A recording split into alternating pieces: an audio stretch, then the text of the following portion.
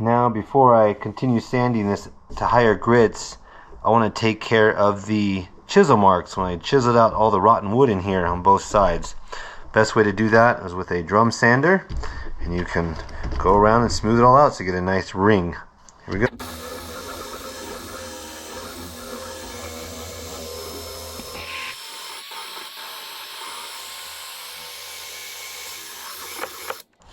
Here we go.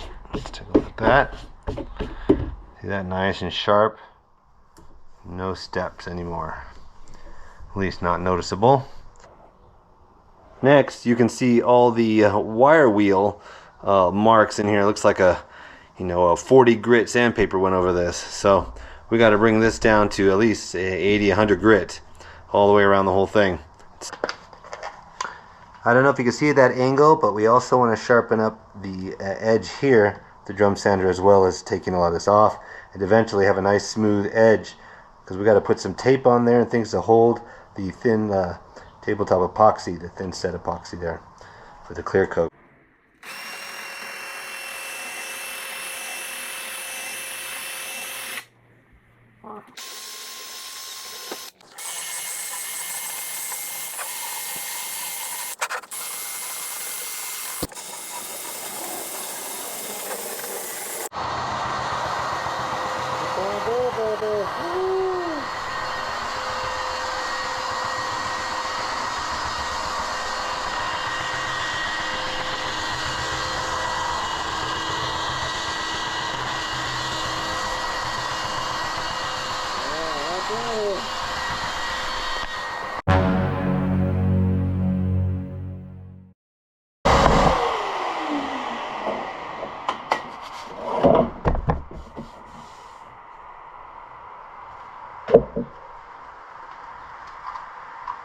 Alright, so just finished doing 100 grit on this top.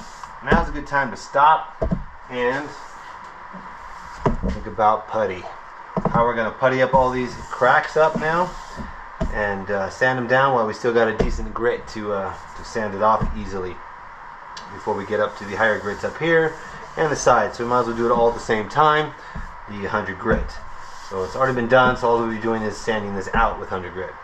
So we got to go around and see what are we going to fill with putty and what are we not going to fill with putty, because we want to have epoxy inside here and in these cracks, right? But we're not going to get epoxy out here, right?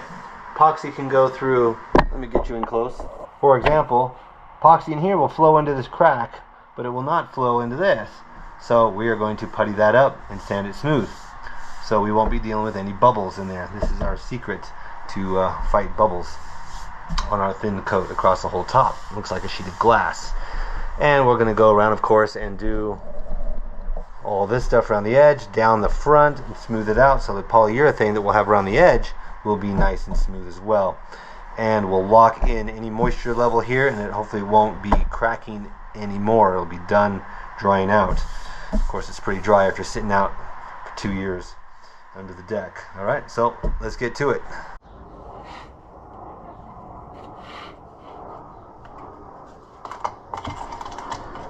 I'm using plastic wood. Home Depot. Push it in a crack. Avoid this other crack. That looks pretty good.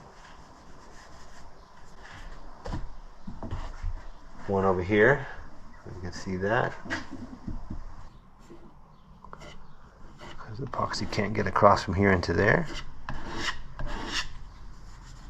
That looks nice, huh? And then we have the thousands of cracks on this funny rotten wood, whatever you want to call it.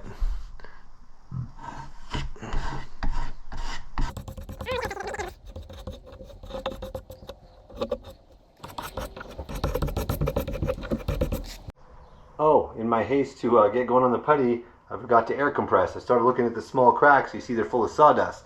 You want to air compress and shoot out all the dust, and then start puttying, and you'll see those a lot easier. Now we got it all puttied up, sides, top, and bottom. Now we just sand it smooth again with 100 grit, and that'll be the first time we use 100 grit on the side as well. So here it's just quick to get the putty off, but on the side we do want to sand that. So here we go.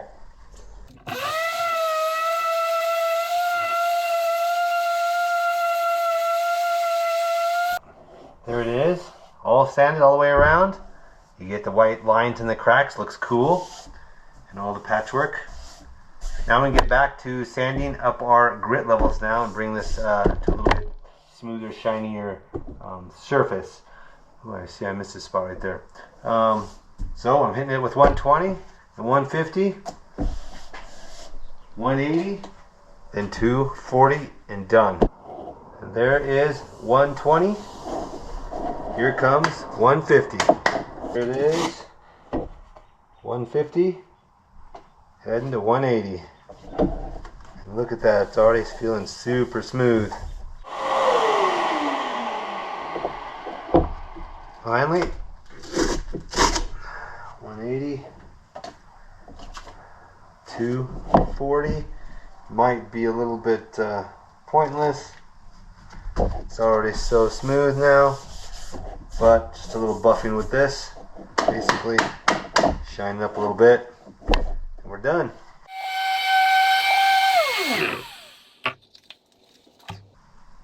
There it is, 240. And let me tell you, yeah, 180 is nice, but you can feel the difference. That is super smooth and beautiful. You can really start to see the detail in the wood. Alright, finally, the last thing I'm going to do is go through and scrutinize any little cracks that aren't filled, in case I need to do those and do a final sanding on it, because that can just start disappearing epoxy down those cracks and start bubbling up. I think like right there, maybe a little one there. Most of the ones I see are around the edge in this really rough area is little chip outs. The epoxy can start going through and coming out on the side. Later on you'll see what I mean. So a couple spots there. So I might do that, let it sit overnight, a quick little sanding of those little spots. Then we're ready to stain this whole thing and put it to the side and go to number 4. We are almost there. Bam! This one is done. Third one. Smooth. Ready to get out of the way. And there. And there's the last one. We got a crack it broke in half. It's a little thinner. I think we can do a lighter legs for it. That would look cool. So our deepest gouges out and tear out is here. I have to sand this a lot. But same process. Last one. Here we go.